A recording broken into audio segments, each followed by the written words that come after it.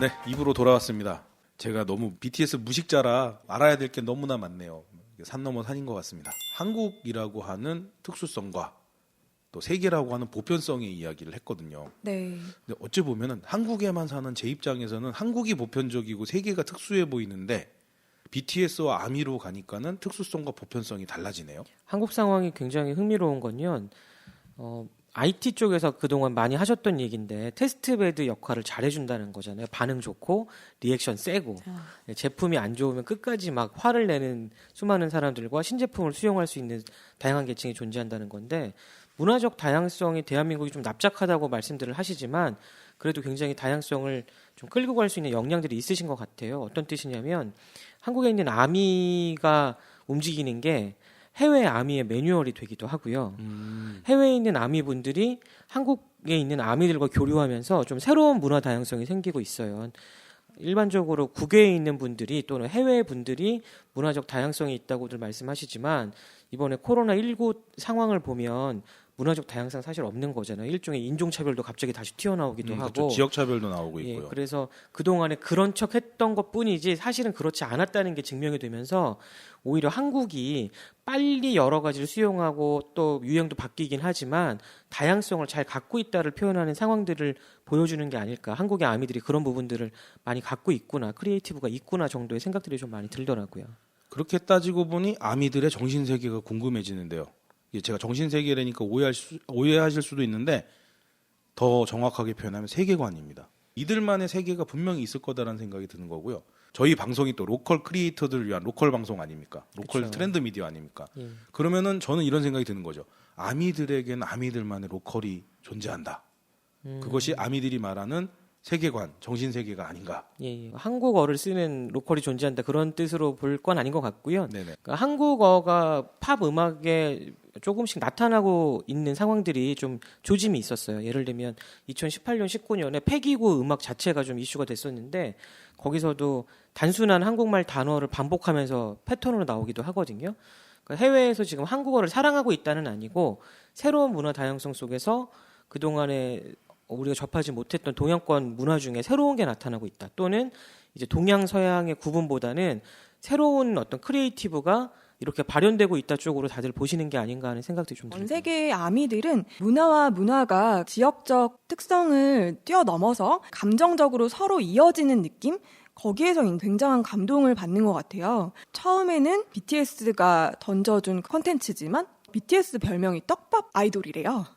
그래서 뭔가 떡밥을 계속 콘텐츠에서 던진다는, 그러니까 관객들이 참여할 수 있는 가능성을 열어둔다는 아이돌이라는 뜻에서 그런 별명이 또 있다고 하더라고요. 기존의 매스미디어 자체가 하향적 하달 구조라면은 통신자가 수신자에게 일방적인 정보 전달 구조였다면 여기에서 이제 벗어나가지고 수신자가 이제 그 어느 때보다 송신자와 민주주의적 관계로 이제 담론을 주고받을 수 있는 관계가 되었다. 그런 또 의의가 있는 것 같습니다. 그 인터넷 게시판 문화 있잖아요.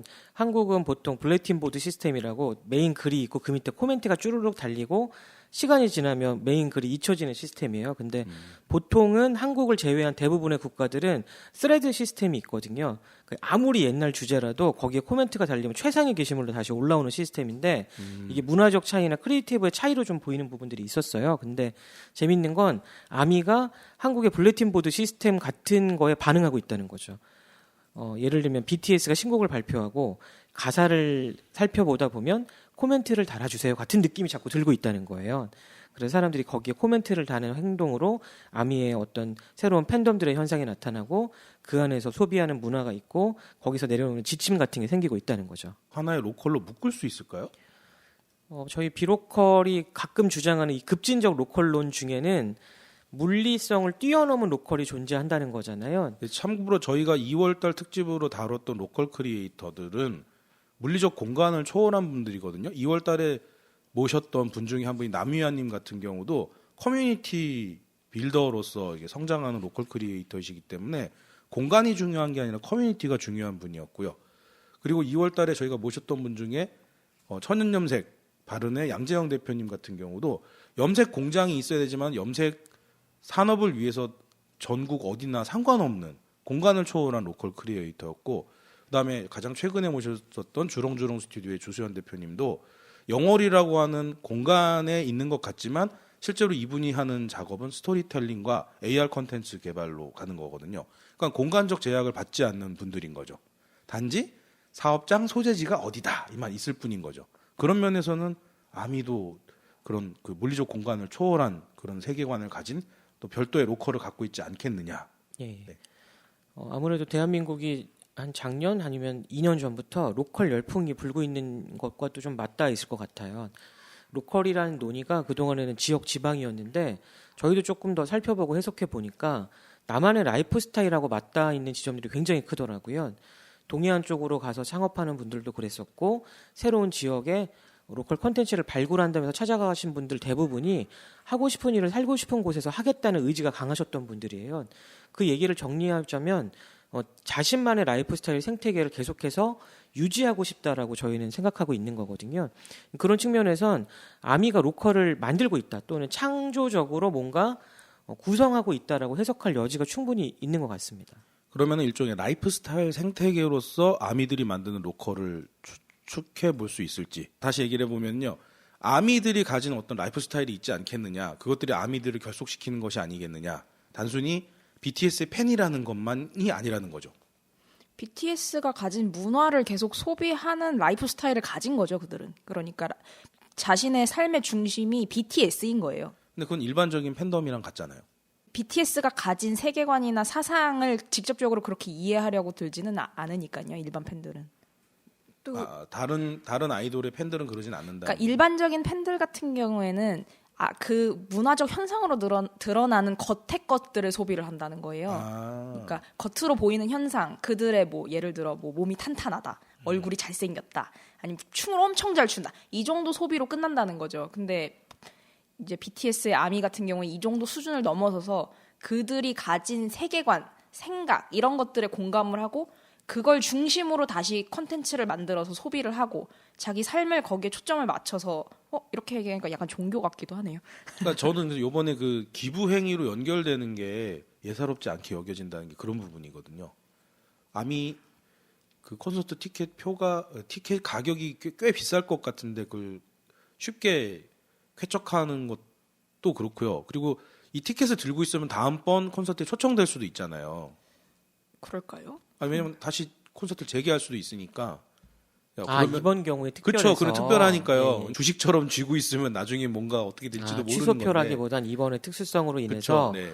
BTS가 그동안 아미를 많이 챙겨왔으니까 혹시라는 어떤 그쵸. 생각이 있을 수 있다. 다음번에 한국 콘서트가 있을 때 예약 티켓이 돼버릴 수도 있는 건데 이거를 선뜻 쾌척을 한다는 건 쉬운 일이 아닐 거라고 생각하는 거거든요. 단순히 금전적 가치를 떠나서 그리고 어쩌면 이 티켓을 갖고 있으면 나중에 팔아도 되잖아요. 만약에 재개된다고 그랬을 경우에는요. 근데 취소됐으니까 그거에 대한 환불 정책이나 이런 건 다 되어 있을 텐데 그게 쥐고 있는다고 해서 쥐고 있을 수는 없을 것 같아요. 제가 너무 막 나간 건가요? 너무 앞서간 건가요? 아닙니다. 이미 이제 아미가 되신 것 같아요. 그래요? 일종의 가능성을 BTS에 투영하고 계시잖아요. 내가 좋아하는 아티스트를 내 눈앞에서 본다? 이거보다는 콘서트에 와서 그 아미들과 같이 한 공간에서 나랑 같은 생각을 가진 사람들이 한 공간에서 연결될 수 있다. 이걸 더 중시하는 것 같아요, 아미는. 그래서 그 콘서트가 아니더라도 그 아까 말씀하셨던 기부나 그런 걸로 다시 한번 나의 생각과 철학에 같이 공감하는 친구들이랑 또 그런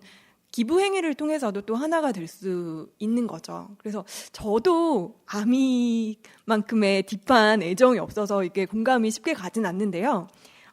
실제로 아까 종교 얘기하셨잖아요. 이게 1월에 런던에서 BTS를 주제로 한 세미나가 있었어요. 근데 실제 여기 세션들이 여러 개가 있었는데 종교학 세션이 있었대요. 그래서 이제 목사님께서 거기서 나오셔가지고 정말 BTS 교로 자기가 개종을 하고 자기에게 일어난 변화에 대해서도 얘기를 하셨다고 하는데 그 얘기가 정말 좀 신비롭고 어떻게 보면은 저럴 수가 있을까 싶었어요. 저는 그 얘기가 뭐였냐면 자신을 긍정하고 love yourself 그리고 네네. 포용하는 메시지에 내가 너무 감동이 돼서 종교 자체를 개종을 했다. BTS교로 종교를 개종을 했다라고 유머러스한 말씀을 얘기죠. 하셨대요.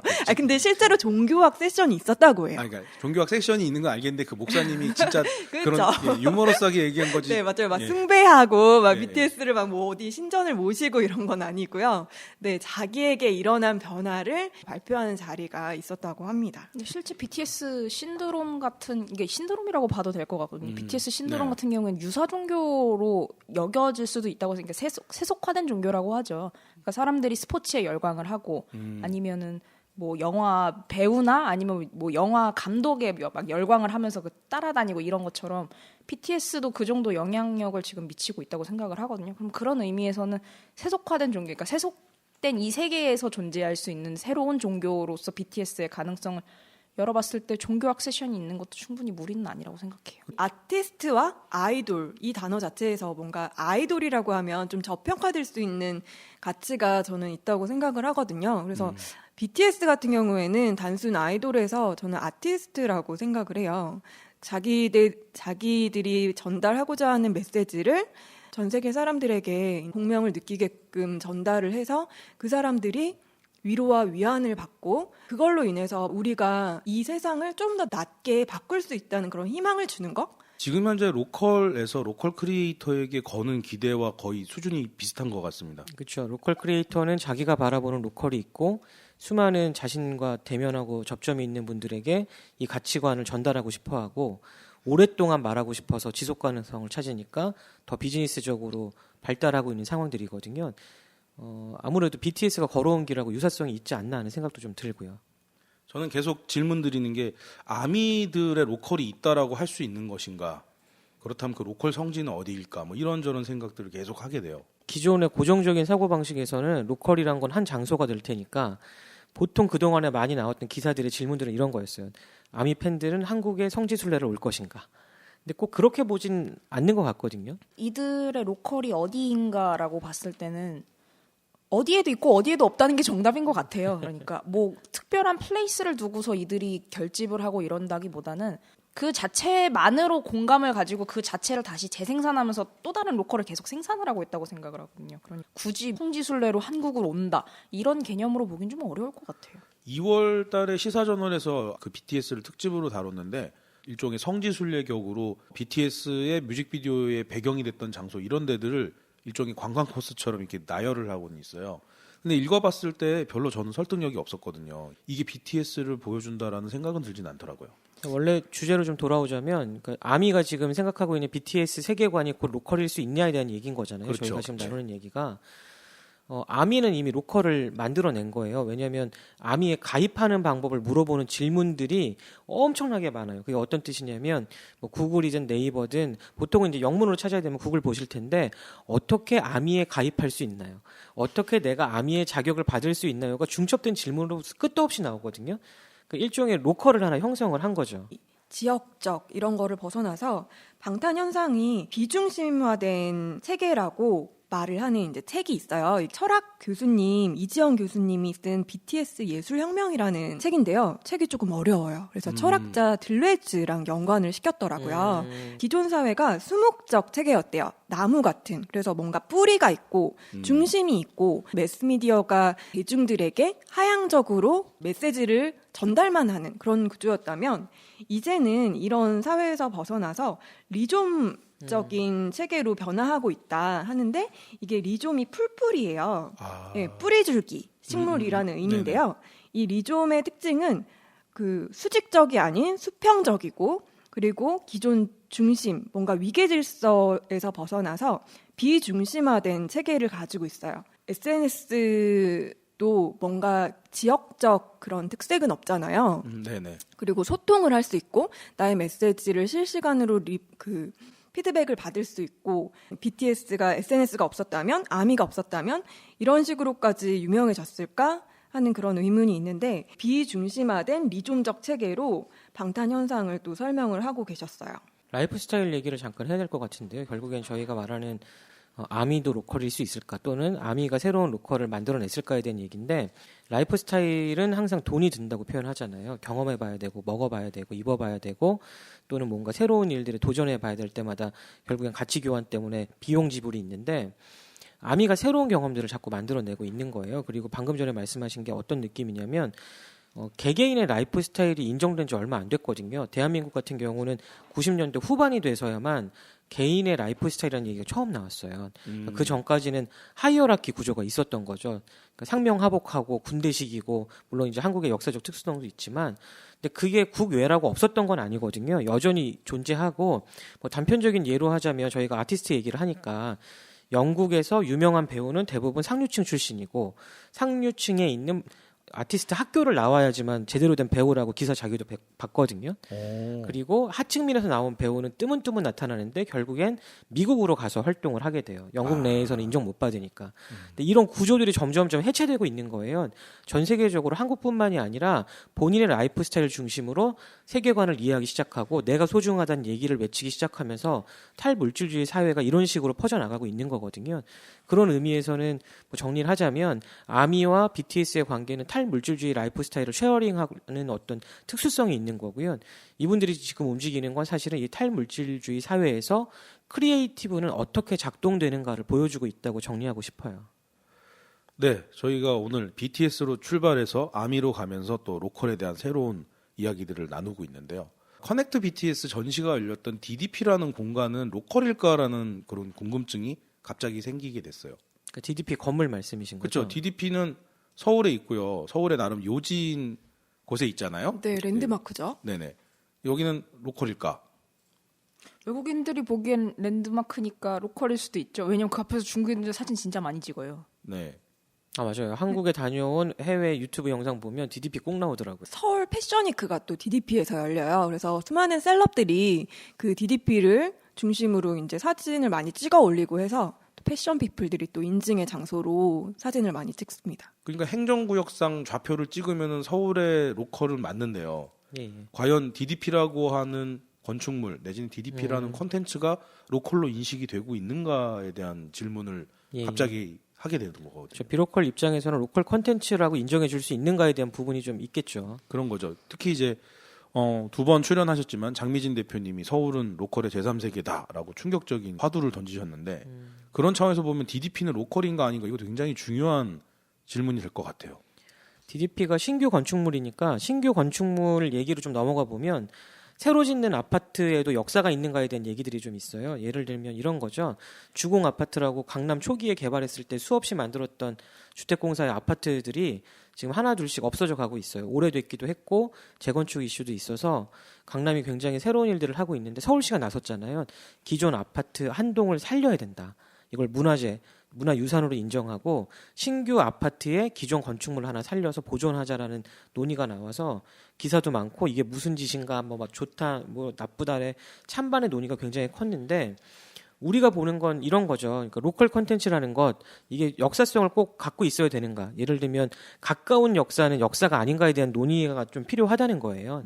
자, 이런 논의가 중요할 수가 있는 게요. 로컬이 대세다, 로컬이 뜬다. 신문 기사라든가 이제 진행되어지는 것들을 보면 로컬에 대한 제대로 된 인식은 없고 랜드마크를 만들면 그게 로컬이다라는 생각을 하는 경우들이 있거든요. 황당한 것들이 많아요. 마산에 무슨 로봇 월드인가 뭔가 만든다. 그 얘기 들어보신 적 있어요?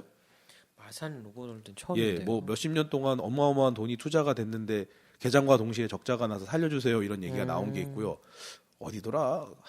함양인가 어딘가에 병강세 옥녀 무슨 사랑의 공원인가 뭐 그런 산에다 그런 거 만든다고 그러고요. 우주 어딘가는 산꼭대기에다 로봇 태권브이를 올리겠다고 그러고 인천 소래포구에서는 그 새우 전망대 뭐 이런 거 만든다고 그러고요. 예. 그래서 뭐 말이 많습니다. 도시재생 사업의 일환일 수도 있는데요. 그 간판 개선을 통해서 거리를 좀 조성을 다시 해보겠다 이렇게 하는 사업들이 되게 많아요. 꽤 옛날부터 추진을 해왔던 사업인데 이걸 도시재생의 측면으로 볼 수 있을 것이냐 없을 것이냐 이런 이야기도 있어요. 그러니까 왜냐하면 간판 개선을 하고 나면 사람들이 많이 찾는다는 거죠. 예. 많이 찾으면 거기가 과연 로컬로 지정될 수 있는 거리로 될 수 있는 것인가 없는 것인가 이런 얘기들이 나오고 있어요. 그래서 가서 보면 진짜로 터무니없이 간판 개선을 거지같이 해놓은 데도 많거든요. 예를 들어 저기 도화동인가 서울에 도화동이라고 있잖아요. 뭐 마포에 있죠. 네. 거기 간판 개선 사업 같은 경우에는 복숭아 도자가 들어가니까 복숭아를 살린 간판 개선을 해야 된다 그래가지고 간판마다 입간판이 아니라 그 이렇게 겉으로 보이는 간판마다 복숭아를 다 달아놨어요. 그래서 겉으로 보면 엄청 흉물스러워요. 괴상한 모양. 네, 엄청 거기 글씨도 엄청 크게 박혀 있어가지고 간판 개선 사업을 통해서 거리 개선 사업으로 연결이 되었느냐라고 보면 더 흉물스러워졌다는 거죠. 공공 얘기가 좀 굉장히 조심스럽긴 한데 크리에이티브와 컨텐츠 이해도가 없는 상황에서 뭔가를 하면 항상 그런 문제가 발생하는 것 같아요. 이게 어떤 뜻이냐면 로컬 크리에이터 분들이 자신의 라이프 스타일 생태계를 기반으로 자기의 크리에이티브를 갖고 뭔가를 하시는 분들이 있잖아요. 뭐 비즈니스를 하시는 건데 이걸 이해할 수 있는 사람들은 이걸 써주는 소비 계층이지 밖에서 보는 관찰자는 아니거든요.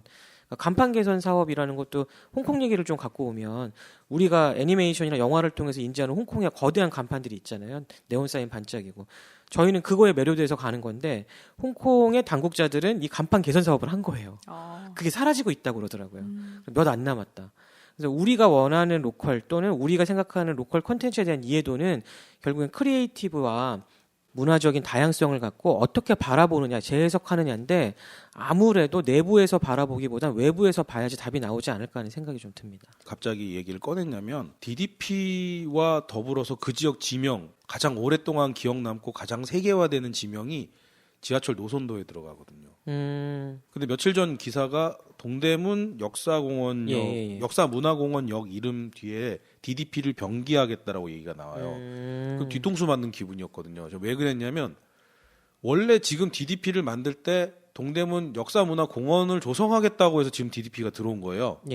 약 10년 전에 DDP 때문에 막 말이 많았잖아요. 뭐 박원순 시장으로 오세훈 시장에서 넘어올 때도 말이 많았던 거 그런 건데 원래 거기가 역사문화공원인데 DDP를 병기하겠다고 해서 제가 무슨 소린가 해서 검색을 해보니 DDP가 동대문 디자인 플라자 약자인 거예요. 아니 역사공원은 어디로 갔고 그럼 그전에는 그 지하철 역사 이름이 동대문 운동장역이었거든요. 생각이 저는 복잡해진 거죠. 이 중에서 고인물 역할을 담당하고 있는 제 기억으로 가면 저 초딩 꼬꼬마 시절에 서울운동장이라는 이름이 붙었을 때 거기 가서 어린이날이라고 프로야구 선수들이 시범 경기해 주는 거 봤었어요. 물론 동원돼서 갔습니다. 그 섹션이 여기 있는 서울 무슨 지역에 무슨 초등학교 이렇게 있던 거라 당시 이제 50 시절이라 그게 가능했던 건데 제가 처음에 거기 갔을 때는 왜 웃으세요? 50이라니까. 손오공이 50 아니에요. 그 50 아니에요. 예. 어쨌든 조상님. 50 본드인가요? 조상님. 저분은 또 공예 쪽 분이셔서 50 본드를 기억하시는데 여튼 제가 처음 그곳에 갔을 때 이름이 서울운동장이었거든요. 근데 그러고 나서 얼마 안 있다가 잠실야구장 생기니까 이름이 동대문 운동장으로 바뀐 거예요. 그때부터 아마야구의 성지 이렇게 됐는데 그 지역은 보이스카우트 운동선수 이런 뭐 제복 입는 그런 사람들 거기에 그것만 파는 상가가 형성이 돼서 운동용품, 뭐 유니폼 이런 거 다 그리러 갔어요. 심지어 저 고등학교 때 교련 복수할 때도 거기 가서 샀거든요. 이 방송을 들으시는 분 중에 교련이 뭔지 모르시는 분들이 계실 수 있거든요. 이걸 어떻게 설명을 해야 될까요? 그냥 네이버에 물어보세요. 구글에 물어보세요. 서울에서 오래된 곳인데 그게 일제시대 그리고 한국전쟁 거치면서 그 전통이 무너졌는데 현대화되면서 현대 한국 사회의 전통도 사라져버린 거예요. 근데 거기가 이름이 동대문 역사문화공원이요. 지하철역이 있으니까 그렇게 생각했는데 DDP를 병기한다 해서 봤더니 여기는 그런 역사성과는 전혀 상관없는 디자인 플라자였다라는 거죠. 역사성을 살릴 거였으면 동대문이라는 가장 큰 흥인지문이라는 가장 큰 역사적 컨텐츠가 있는데 동대문역도 그렇고 DDP 역이라고 병기한다니까 이제 그렇게 설명을 드리면 두 개가 다 동대문에 대한 어떤 역사성을 살리고 있다라는 느낌이 전혀 들지 않거든요. 시점을 어디로 잡을까에 대한 문제인 것 같아요. 방금 전에 길게 말씀해주신 대한민국 50년사가 들어간 그 운동장 얘기를 할 거냐, 아니면은 DDP 개발하면서 운동장 밑바닥에 조선시대 성곽터가 있다 이쪽으로 갈 거냐에 대한 문제인 것 같아요. 사실 DDP의 그러면 상징성이나 어떤 그 아이덴티티를 어디서 찾을 거냐라는 게 지금 가장 이슈가 될 것 같은데 서울시에서 이제 DDP 라이트라고 해가지고 미디어 파사드 쇼를 했어요. 박원순 시장이 나와가지고 시드니에서 하는 빛 축제처럼 엄청 큰 규모로 발전을 시켜서 지역 사회에 랜드마크로 작용할 수 있는 빛 축제로 만들어 버리겠다라고 선언을 했어요. 선언 참 좋아하시는 것 같아요. 그래서 선언을 하셨는데 가서 이제 봤더니 레피가나돌이라는 되게 유명한 작가를 고용을 해서 예술성도 뛰어나고 뭔가 휙휙 지나가고 되게 화려는 했지만 과연 이게 DDP와는 어떤 상관이 있는가에 대한 의문점은 드는 콘텐츠였거든요. 그럼 이거를 과연 뭐라고 봐야 될 것인가? 이거를 로컬 축제로 봐야 될까요? 남희아님 혹시 보고 오셨나요? 네, 저도 가서 봤는데요. 역시 프로 참석러 맞으십니다. 막.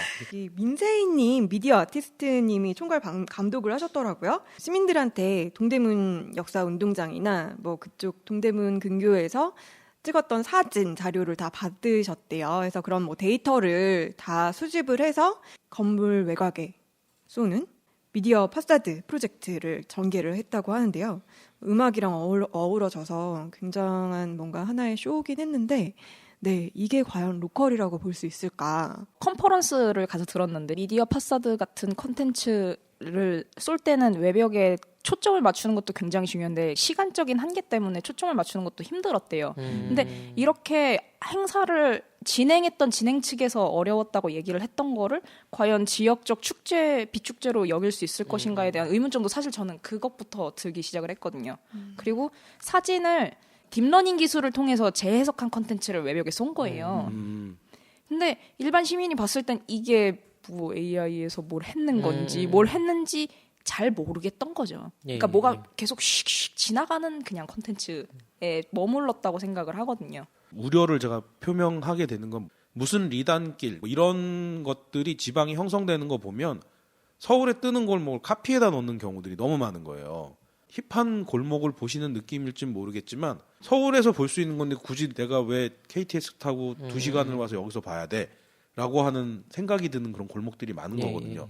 박원순 시장이 서울을 뭐 빛의 도시로 만들겠다라고 선언하신 건 되게 좋으나 이게 서울의 로컬이라고 하는 걸 살리지 못한 상태에서 세계 유수의 어떤 미디어 파사드 쇼를 카피페이스트하는 형태가 돼버리면 세계인들이 한국에 와서 좋네 이렇게 말할 수는 있어도 우리나라의 멋진 걸 얘네들이 복사해 간 거야 이렇게 생각하는 거지 서울만의 뭔가를 가져갈 수가 없다라는 결국 서울을 전 세계 그 유력한 도시로 만드는 게 아니라 서울을 촌스럽게 만드는 그런 행동이 아닌가. 다시 한번 서울 로컬 제3세계론에 힘을 실을 수밖에 없는. 그러게요. 네. 뭔가 아까 말씀하셨던 제3세계와 그 우주선 같은 외형과 아주 찰떡같이 어울리는 것 같은 느낌도 있네요. 근데 이 우주선 같은 외형도 사실 무한도전 때문에 우주선 같은 외형이 돼버린 거지 원래 한국의 미를 넣은 거잖아요. 그게 외관에 직선이 없이 모두 곡면으로 지은 게 이제 어떤 곡선의 미학이 있잖아요. 저희 건축물에는 이제 그런 걸 뭔가 살려보겠다는 의도에서 했다고 들었어요. 이게 평당 건축비가 2천만 원이 넘게 들어간 5천억짜리 건물인데 어떤 면에서는 그런 이야기를 들을 거면 5천억 들여갖고 우주선을 만들어서 나로호와 함께 이렇게 우주로 내보내는 게 나았을 수도 있어요. 그러게요. 네, 원래 박근혜 정부 시절에 주장했던 바에 따르면 지금쯤 한국이 달 착륙을 해야 되거든요. 네. 네. 네, 오늘 방송이 갈수록 무거워지네요. 네, 우주로 가고 있습니다. 네. 뭐 다시 돌아오자면 결국에는 로컬 크리에이터랑 오늘 얘기한 BTS 또는 DDP 이 얘기들이 어떻게 연관성이 있냐에 대한 얘기인 것 같은데요. 저는 컨텐츠 얘기 때문인 것 같아요. BTS도 컨텐츠 얘기를 하시는 거고 DDP는 과연 컨텐츠가 있는 건물일까, 맥락이 있는 건물일까에 대한 얘기들인 것 같은데 크리에이티브가 부재하면 이런 일이 벌어진다라고 보여주는 극명한 차이인 것 같기도 하거든요. DDP 자체는 이제 계속해서 맥락이 생기고 있기는 해요. 흔히 부동산 업계에서 말하는 장소에 행사를 쌓는다라는 표현이 있거든요. 그러니까 성격이 생기는 거죠. DDP는 항상 그런 일들을 해. 이런 톤의 행사가 들어와. 근데 그런 행사를 쌓아가는 것 자체는 성공을 했다고 보고요. 사람들의 인지도도 굉장히 높아졌고. 근데 문제는 이제 저희가 앞으로 DDP를 어떤 역사적 맥락으로 해석할 거냐 또는 어떤 로컬 콘텐츠의 맥락으로 해석할 거냐의 관건 앞에 서 있는 것 같아요. 우리가 뭔가 제안을 한다고 바뀔 건 아니지만 대한민국이 분명히 탈물질주의 사회로 가고 있고 자신의 라이프 스타일 생태계가 중요해서 BTS 아미도 생기는 것처럼 로컬에 대한 이해도도 그렇게 이해하시고 바꾸려는 분들이 많이 나타날 거라고 생각하고요. 소비하는 분들도 그걸 어떻게 소비할지에 대해서 이제 주체적으로 말씀을 하시니까 저희도 이런 방송을 할 수 있으니까 앞으로 변화가 좀 있지 않을까요? 네, 이제 오늘 이렇게 해서 마무리를 지으려고 그러는데요. BTS 이야기로 시작해서 DDP 이야기까지 굉장히 심오한 이야기들, 새로운 담론들을 다뤘던 것 같습니다. 방송 들으시는 분들이 얘네들 진짜 뭐 하는 애들이야 이렇게 생각하실 수도 있는데요. 네, 댓글로 여러분들의 마음을 표현해 주십시오. 댓글 주시는 분들께는 협찬이 들어오고 있거든요. 저희 방송에요. 치약을 보내드릴 수도 있을 것 같습니다. 와, 예, 유기농 재료로 만든 치약이래요. 네. 저도 하나 주세요. 좋네요. 네, 지금 오고 있다니까요. 다음번 방송 출연하실 때 선물로. 2개를 드리겠습니다. 와. 이렇게 또 떡밥을 던지시는 자, 이렇게 마무리 지을게요. 다음 방송에서 또 뵙도록 하겠습니다. 감사합니다. 안녕히 계세요. 금방 다시 돌아올게요. 감사합니다.